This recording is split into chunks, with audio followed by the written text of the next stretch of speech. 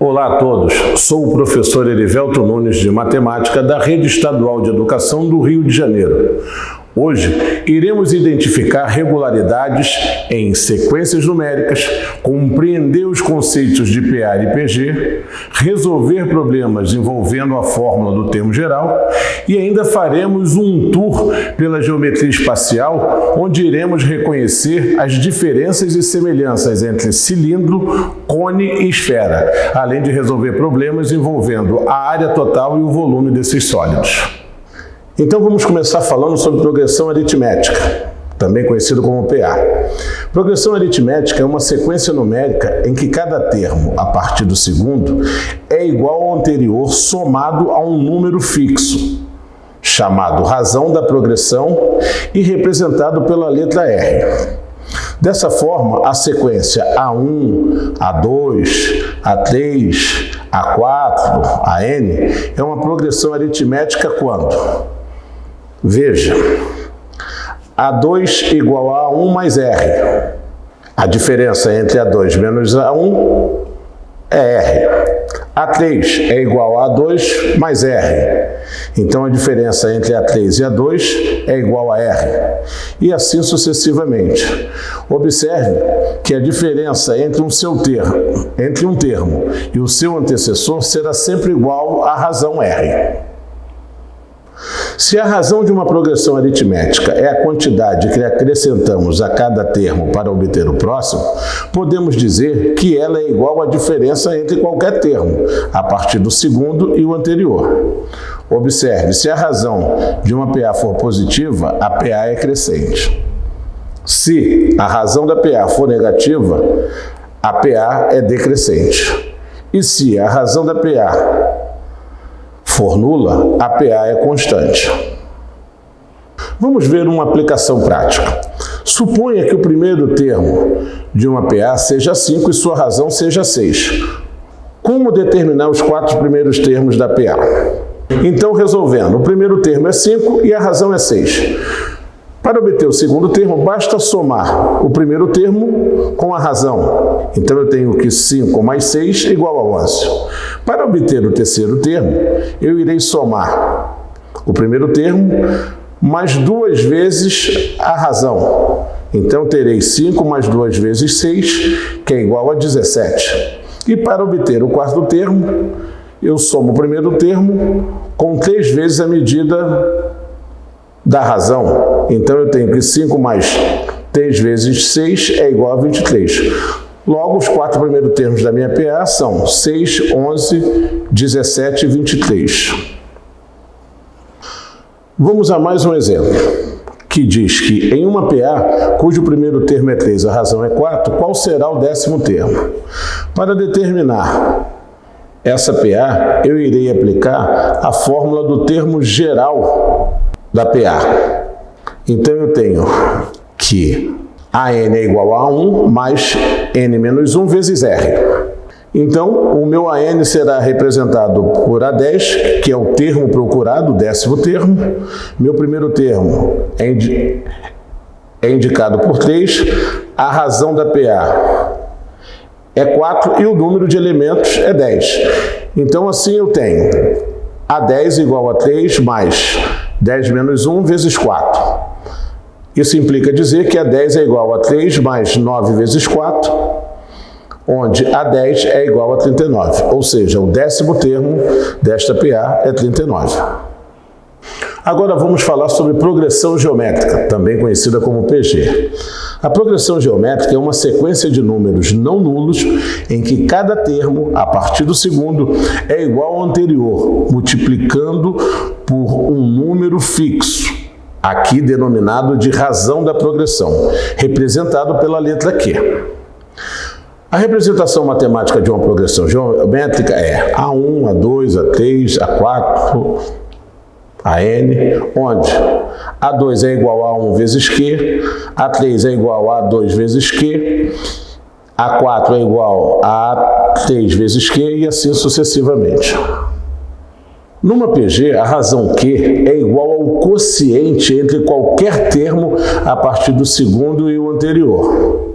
Ou seja, A2 sobre A1 é igual a A3 sobre A2, que é igual a AN sobre AN menos 1, que é igual a Q. Observe, se a razão for positiva, a PG é crescente. Se a razão for menor que 1 e maior que 0, a PG é decrescente. Se a razão for negativa, a PG é alternante. E se a razão for exatamente igual a 1, a PG é constante. A PG também tem o seu termo geral. A fórmula do termo geral de uma PG nos permitirá encontrar qualquer termo da progressão. Então, se você considerar que você tem uma PG cujos termos são A1, A2, A3, AN, usando a definição de PG, temos que A2 é igual a A1 vezes Q, A3 vai ser igual a A2 vezes Q e assim sucessivamente.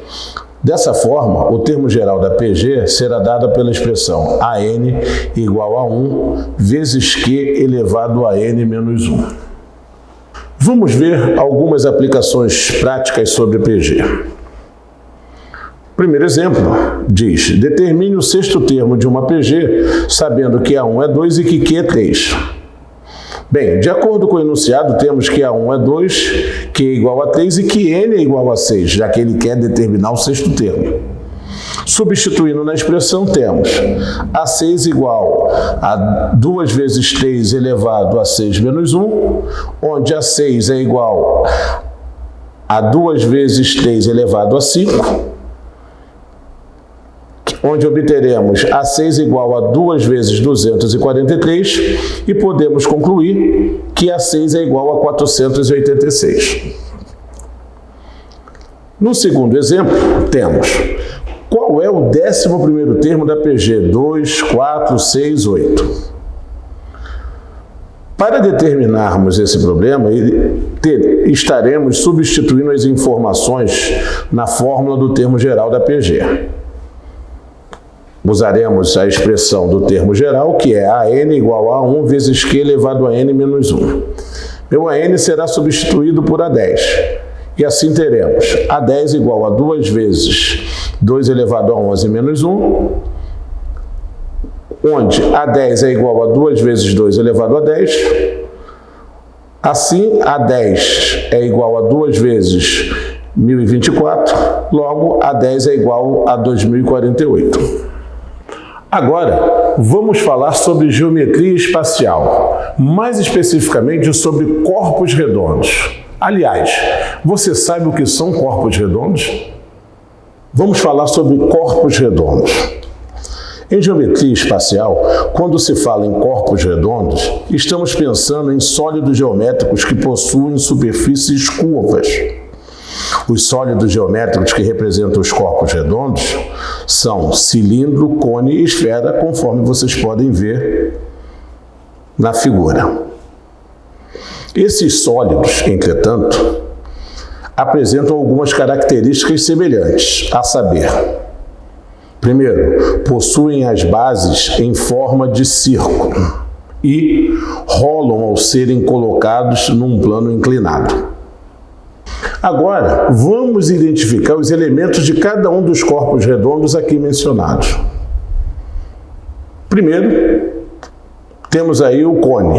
O cone é o corpo geométrico obtido ao girarmos um triângulo retângulo ao redor dos seus catetos.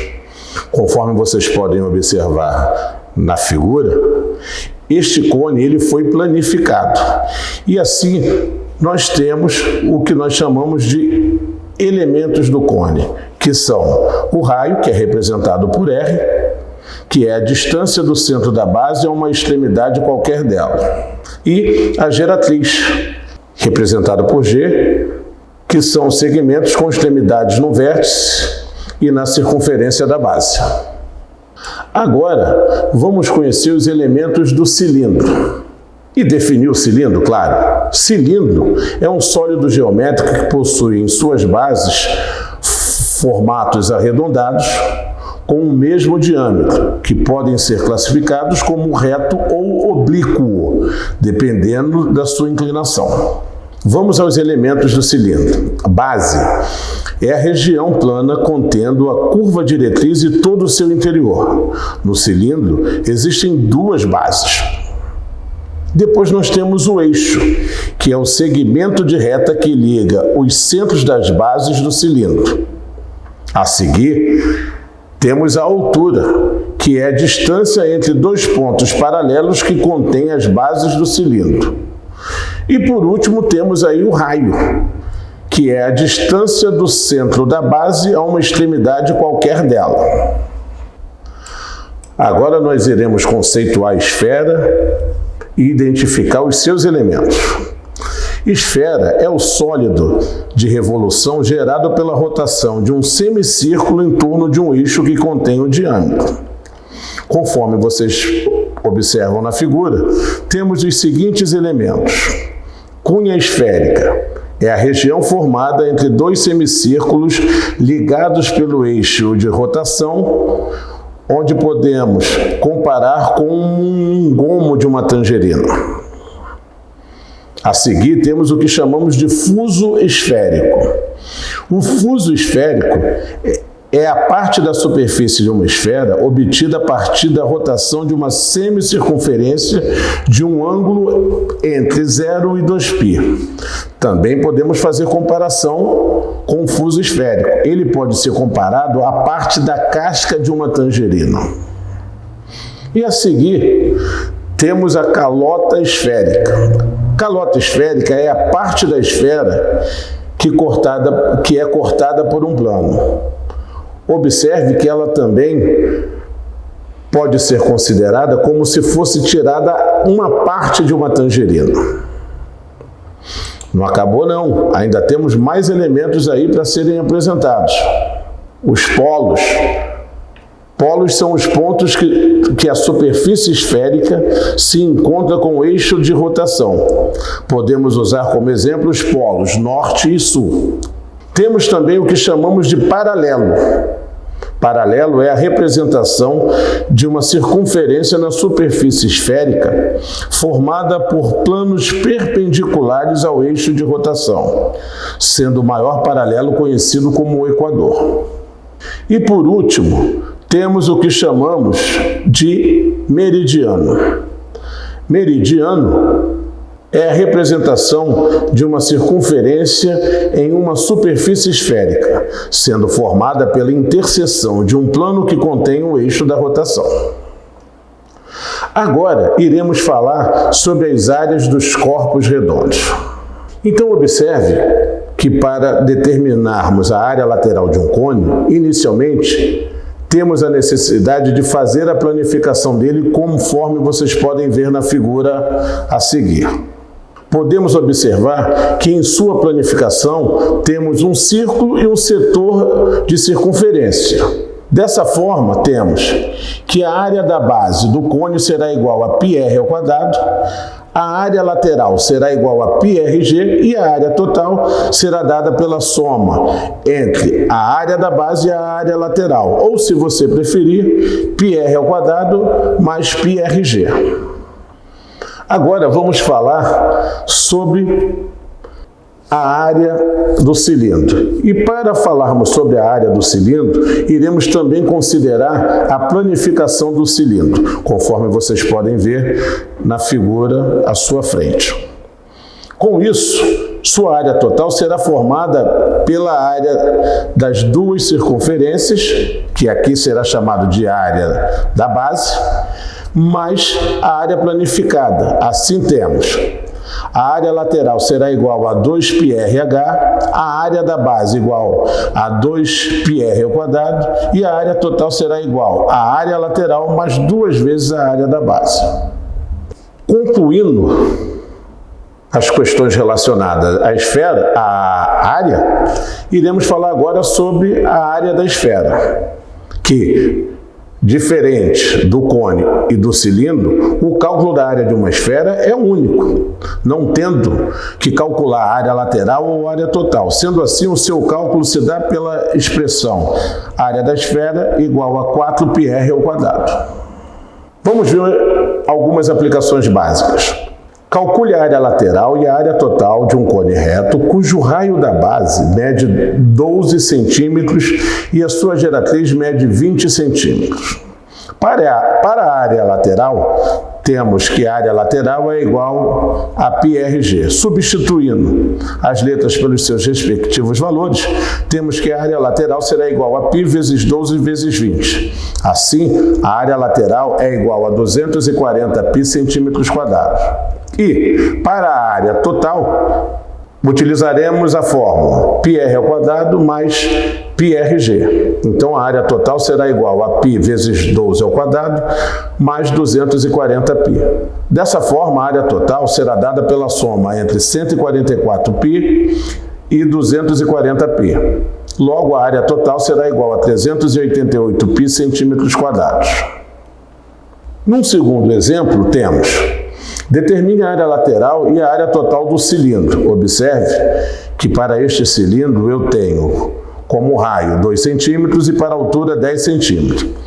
Então, calculando a área lateral, que é dada pela expressão 2πRH, e a área da base, que é dada por 2πr², eu chego à conclusão que a área total é igual à área lateral mais a área da base. Assim, a área total será dada por 2π vezes 2 vezes 10 mais 2π vezes 2 ao quadrado. Logo, a área total será igual a 40π mais 16π, que é igual a 56π centímetros quadrados. Observe que eu, já dentro do problema, já calculei a área lateral, que corresponde a 40π centímetros quadrados. E para concluir os exemplos relacionados à área, temos um último exemplo, que diz que é para determinar a área de uma esfera de 2,5 centímetros de raio. A expressão que define a área da esfera é dada por 4πr². Substituindo r por 2,5, temos que a área da esfera é dada por 4 vezes π vezes 2,5 elevado ao quadrado. Que ao final teremos para a área da superfície esférica a medida equivalente a 25π centímetros quadrados. Agora veremos o volume dos corpos redondos. Observe que cada um desses corpos redondos possuem expressões distintas para cálculo de volume. Para o cone, eu tenho que o volume do cone é dado pela área da base vezes a altura dividido por 3, que equivale a πr² vezes h sobre 3. Para o cilindro, o volume é dado pelo produto entre a área da base e a altura, que equivale a dizer que o volume é igual a πr² vezes h. E para a esfera, o volume é dado pela expressão 4πr³ sobre 3. Agora vamos ver algumas aplicações básicas e práticas de volume. Determine o volume de um cone de 2 centímetros de raio da base e 4 centímetros de altura. Colocando na expressão que define o volume, temos que πr² vezes h sobre 3 equivale à expressão que define o volume do cone. Logo, o volume do cone é dado por π vezes 2 ao quadrado vezes 4 sobre 3. Sendo assim, o volume do cone será igual a 16π sobre 3 centímetros cúbicos. Prosseguindo com os nossos exemplos, temos: determine o volume de um cilindro de 4 centímetros de diâmetro e 8 centímetros de altura. Observe que o problema não nos dá a medida do raio, e sim a do diâmetro. Mas todos sabemos que o raio é a metade da medida do diâmetro. Logo, o meu raio vale 2 centímetros. E sabendo que o volume do cilindro é dado pela expressão área da base vezes a altura, que equivale a πr² vezes h, temos que o volume do cilindro é igual a π vezes 2 ao quadrado vezes 8. Logo, o volume do cilindro é igual a 32 centímetros cúbicos. E vamos a mais um exemplo. Determine o volume de uma esfera de 9 centímetros de raio. A expressão que define o volume da esfera é dada por 4πr ao cubo sobre 3. Logo, o volume da esfera é igual a 4 vezes π vezes 9 ao cubo sobre 3. Dessa forma, podemos concluir que o volume da esfera é igual a 972 π centímetros cúbicos. E assim, pessoal, chegamos ao final de mais uma aula. Agora, aproveite para fazer um resumo dos principais tópicos aqui abordados. Um grande abraço e até a próxima!